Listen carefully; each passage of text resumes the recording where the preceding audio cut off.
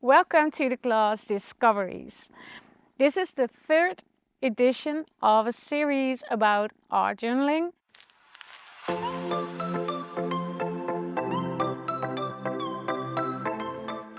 One of my addictions during this trip is that I'm searching for four-leaf clovers, and I've already found a lot of those here.